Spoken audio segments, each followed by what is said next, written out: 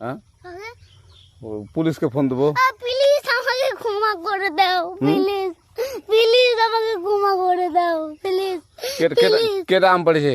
ওই ফারুককে ধরে নিয়ে আসেন, ওয়ে জিরাচ্ছে, আমি জিরাই নাই, প্লিজ। ওই আমটা তুল আমটা তুল কোনটা আম?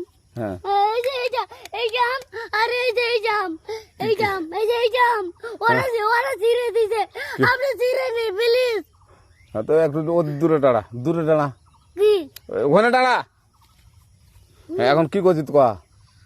ফারুক না, আমরা কিবা বলছি, আমরা রাস্তা দিয়ে বললাম বলে আমরা স্কুল যাব, কটা বস্তা দেখি ওই বাগানে ঢুকলে দিয়ে না আমাকে একটা দুইটা আম ছিঁড়ে দিল।